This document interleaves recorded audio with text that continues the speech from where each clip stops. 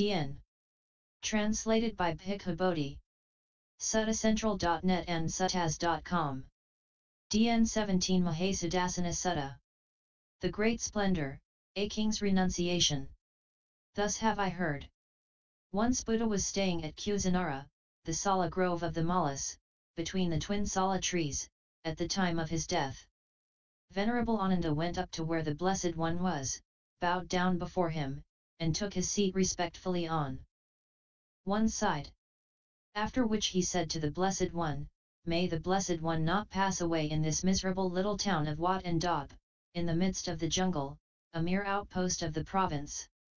There are other great cities, Lord, such as Kampa, Rajagaha, Savatthi, Sakata, Kozambi, and Varanasi.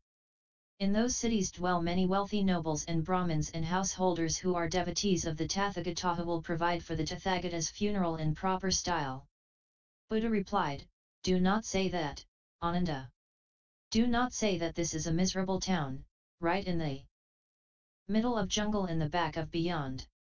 In the past, Ananda, there was a king by the name of Mahasudassana, who was a wheel-turning monarch, a king of righteousness, a conqueror of the four quarters of the earth, whose realm was established in security, and who was endowed with the 7 jewels. King Mahasudassana, Ananda, had his royal residence here at Kusinara, which was then called Kusavati, and it extended 12 yojanas from east to west, and 7 from north to south. Kusavati was the capital back then and was prosperous and well populated, much frequented by people, and abundantly provided with food. Just as the royal residence of the Devas, Alakamanda, is mighty, prosperous, and well populated, much frequented by deities and abundantly provided with food, so was the royal capital of Kusavati.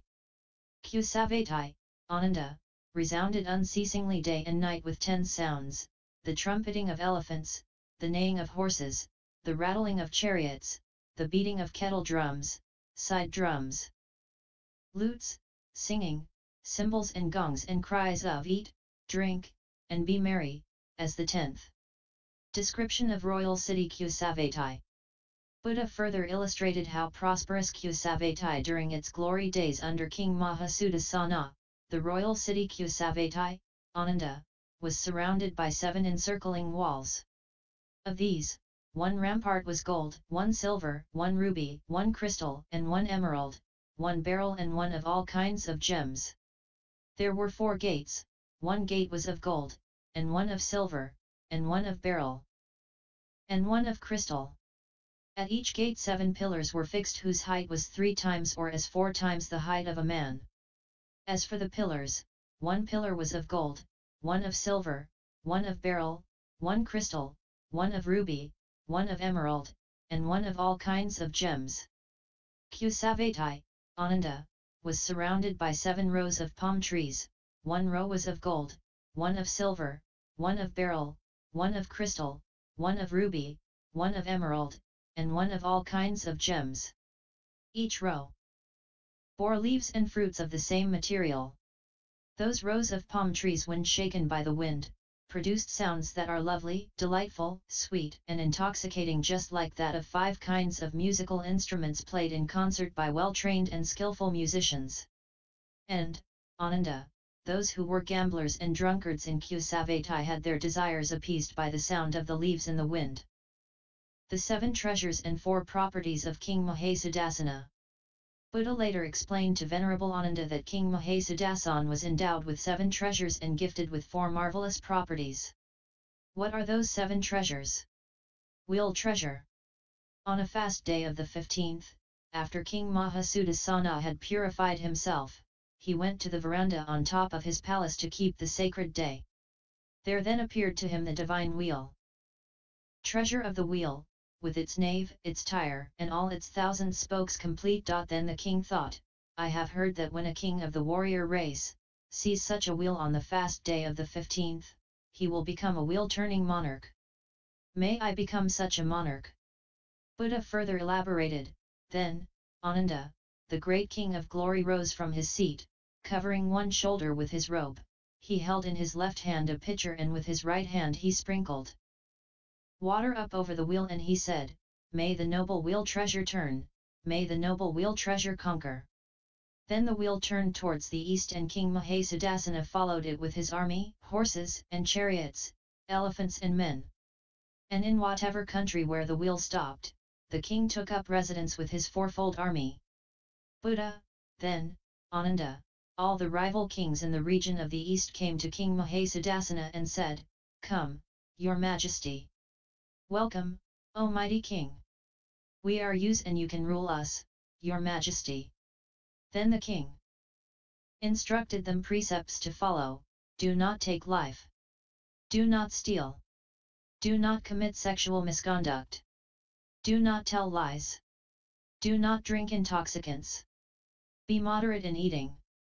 Then those people in the east became the king's subjects. After which, the wheel treasure turned to the south followed by west and then north. In each directions, the king went with his fourfold army and the people from all directions became the king's subjects. Hence the wheel treasure, having conquered the lands from sea to sea, returned to the royal city of Kusavati and remained fixed on the open terrace in front of the entrance to the inner apartments of the king's royal palace. And thus this is how the wheel treasure appeared to King Mahasudassana. Elephant treasure. Buddha then told Ananda about the elephant treasure. Now Ananda, there appeared to King Mahasudassana the elephant treasure which is in pure white, of sevenfold strength, with the wonderful power of travelling through the air, a royal tusker called Uposatha. Upon seeing the elephant treasure, the king thought, what a wonderful riding elephant, if only he could be brought under control. At that moment the elephant treasure submitted to be controlled by the king and the latter mounted upon it and rode him from sea to sea at dawn and returning back to Kusavati in time for breakfast. That's how the elephant treasure appeared before King Mahasudassana. Horse treasure. Buddha further illustrated to Ananda, now Ananda, there appeared to the king the horse treasure, all white with a black head and a dark mane, with the wonderful power of travelling through the air, a royal stallion called Valahaka. Upon seeing the horse treasure, the king thought, what a wonderful horse, if only he could be brought under control. At that moment the horse treasure submitted to be controlled by the king and the latter mounted upon it and rode him from sea to sea. That's how the horse treasure appeared before King Mahasudassana. Jewel treasure.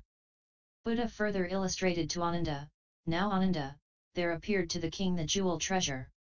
That jewel was beryl, bright, of the finest species, with 8 facets, excellently pure, clear and perfect in every way. The luster of this jewel treasure radiated for an entire yojana round about. Then King Mahasudassana tested the jewel treasure and went on night maneuvers on a dark night with his fourfold army with the jewel treasure fixed to the top of his standard.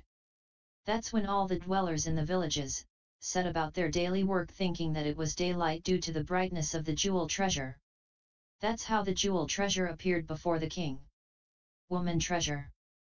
Buddha further illustrated to Ananda, now Ananda, there appeared to the king the woman treasure, which is graceful in figure, beautiful in appearance, charming, with lotus-like complexion, neither very tall, nor very short, neither very fat, nor very slim, neither very dark, nor very fair, surpassing human beauty, she had attained deva-like beauty. Her skin was like cotton or silk, in the cold her limbs were warm, in the heat her limbs were cool and her body smelled of sandalwood and from her mouth the perfume of the lotus. The woman treasure used to rise up before the king and retire after him, she spoke pleasantly and ever on the watch to hear what she might do in order so to act as to give him pleasure. She was never unfaithful to the King of Glory in thoughts and in deeds. That was how the woman treasure appeared before King Mahasudassana. The householder treasure. Buddha further illustrated to Ananda, now Ananda, there appeared to the king the householder treasure which was possessed, through good deeds done in a former birth, of a divine eye by which he could discover treasure, whether it had an owner or whether it had not. The householder treasure went up to the king and said, I will deal with look after your wealth properly. Then the king went on board a ship and wanted to test that householder treasure and had it pushed out into the current in the midst of the river Ganges. Then the king told the householder treasure that he wanted some gold coins. Then the householder treasurer reached down to the water and drew up a jar full of yellow gold, asked the king if it's enough. The king replied that he has offered him enough. That's how the householder treasure appeared before King Mahasudassana. The counselor treasure. Buddha further illustrated to Ananda, now Ananda, there appeared to the king the counselor treasure who was wise, experienced, clever and competent. He advised the king on how to proceed with what should be proceeded with and when to withdraw from what should be withdrawn from, and to overlook what should be overlooked. He told the king, "Have no fear, your majesty. I shall advise you." That's how the counselor treasure appeared before the king, and he was equipped with all the 7 treasures. Buddha, Ananda, King Mahasudassana was gifted with 4 properties. What are they?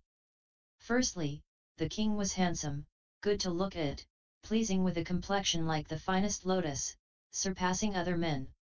Secondly, he was long-lived, outliving other men. Thirdly, he was free from illness/sickness, with a healthy digestion, less subjected to cold and heat than any other men. Fourthly, he was beloved and popular with Brahmins and with laymen alike. Just as a father is beloved by his children, the Brahmins and laymen were beloved dear to the king as children were beloved by their father. Once, the king set off to Pleasure Park with his 4-fold army. There the Brahmins and laymen went up to the king to pass by slowly so that they can see him as long as possible. Upon hearing this, the king addressed his charioteer to drive the chariot slowly, so that the Brahmins and householders can see him for as long as possible. These were the 4 marvelous properties that King Mahasudassana was endowed with. Then the king beautified his city with lotus ponds between palm trees, 100 bow lengths apart.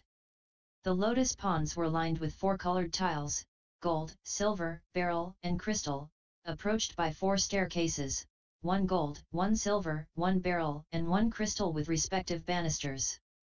The lotus ponds were provided with 2 kinds of parapet, gold and silver.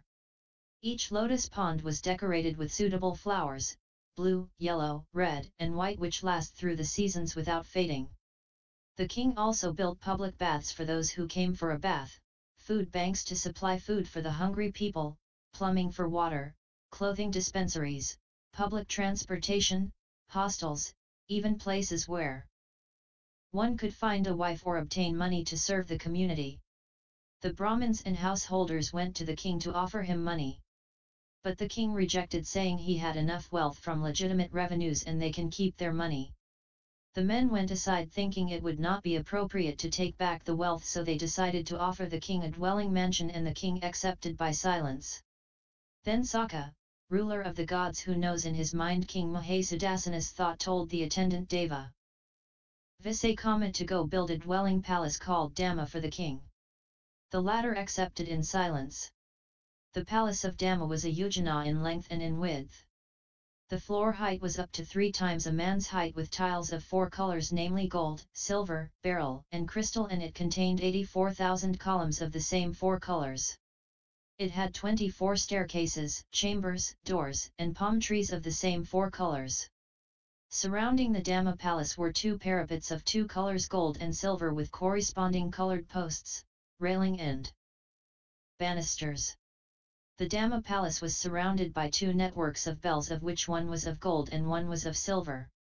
When shaken by wind, the bells produced a sound lovely, sweet, pleasant, charming, and intoxicating, just like a sound produced by the 5 kinds of instruments played by well-trained and skillful musicians. When the Dhamma palace was finished, it was too dazzling and hard to look at. The king also built a lotus lake called Dhamma in front of the Dhamma palace, which is about a yojana long from east to west and half a yojana wide from north to south. The lotus lake was lined with 4 kinds of tiles, gold, silver, beryl, and crystal, with corresponding colored staircases, railings and banisters.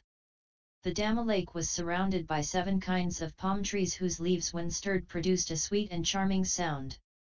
When the Dhamma palace and Dhamma lake were finished, King Mahasudassana, having satisfied every wish of those who at that time were ascetic or Brahmins, or revered as such, ascended into the Dhamma palace.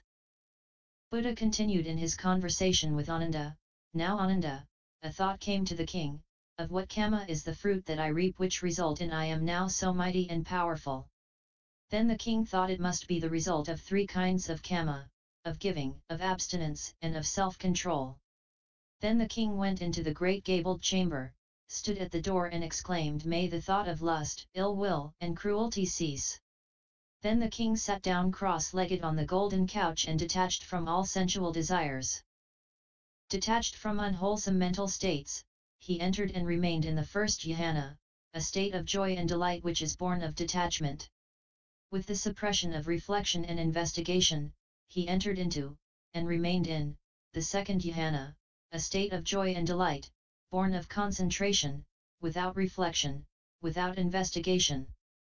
Then with the fading away of delight, remaining imperturbable, mindful and clearly away, he experienced joy which the noble ones will say, "Happy is he who dwells in equanimity and mindfulness."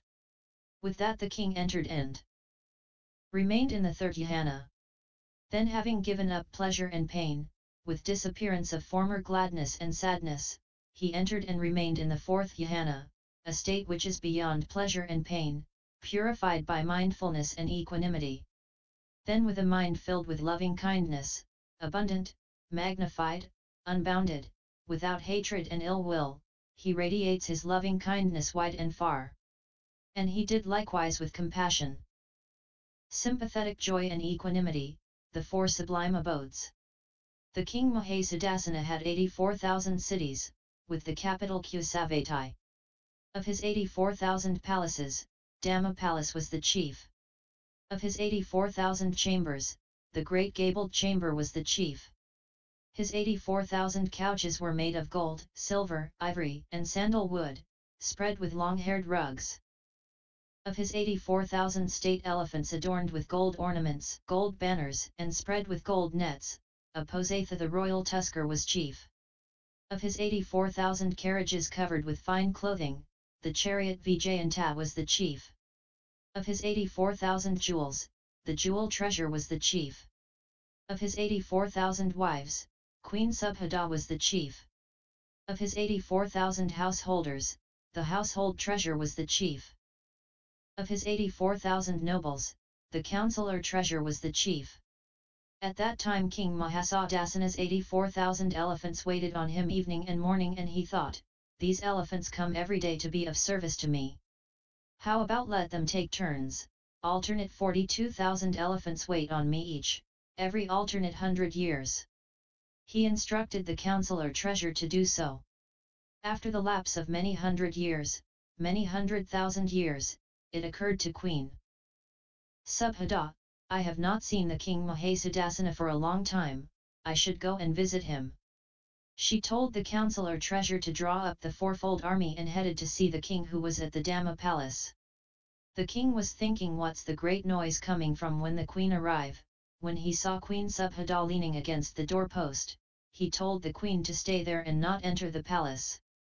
Having seen the king's face, the queen thought, "King Mahasudassana's faculties are purified, his complexion is clear and bright, I hope he is not dead."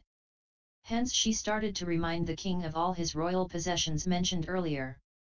Upon hearing this the king replied, "For a long time, Queen, you spoke pleasing, delightful, and attractive words to me, but now at this last time your words are unpleasing, undelightful and unattractive to me." As the queen should not remind the king of the possessions which may result in clinging, craving and attachments. The queen inquired how then should she speak, and the king replied, "You should say all things that are pleasing and attractive are subjected to changes, to vanish, to become otherwise. Do not, sire, die filled with longing. As to die with longing/clinging is painful and blameworthy. You should abandon desire, abandon the longing to live the possessions." Upon hearing this, the Queen Subhadda cried out loud but repeated the king's words. Soon after that, King Mahasudassana passed away. For 84,000 years, the King of Glory lived the happy life of a prince. For 84,000 years he was viceroy and heir apparent. For 84,000 years he ruled the kingdom. For 84,000 years he lived as a layman. The noble life in the Dhamma palace. Having practiced the four divine abidings, at the breaking up of the body he was reborn in the Brahma world. Then the Buddha continued to tell Ananda, you may think that King Mahasudassana may be someone else. But you should not think so, for I was King Mahasudassana then. I had 84,000 cities of which Kusavati was the chief, I had 84,000 palaces of which the Dhamma palace was the chief. But Ananda, see how all those conditioned states of the past have vanished and changed.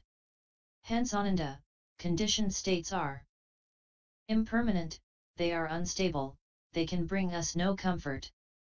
We should not rejoice in conditioned states, we should cease to take an interest in them, and we should be liberated from them. 6 times, Ananda, I recall discarding the body in this place, and at the 7th time I discard it as a wheel-turning monarch, a righteous king who had conquered the 4 quarters and established a firm rule, and whom possessed the 7 treasures. But I do not see any place in this world with its devas, maras, brahmas, ascetics, brahmins, princes and people, where the Tathagatha will for an 8th time discard the body. Buddha repeated again, impermanent are all compounded things, prone to the rising and falling. Having arisen, they will cease, their passing truest bliss. In summary, Buddha told Venerable Ananda that Kusavati was a great town, grand and magnificent in the past, and how it is a suitable place for Buddha to go into the final passing away. Buddha then narrated to Ananda how in the past, King Mahasudassana, one of Buddha's past lives, ruled the kingdom and practiced the Dhamma. At the end of the sutta, he reminded Venerable Ananda of the impermanence nature of all conditioned things and why clinging to attachments are harmful. By WHH. References 1. www.accesstoinsight.org 2. https://suttacentral.net/ 3. The Long Discourses of the Buddha, Bhikkhu Bodhi, http://www.suttas.com/dn-17-Mahasudassana Sutta. The Great Splendor A King's Renunciation.html, and DN017.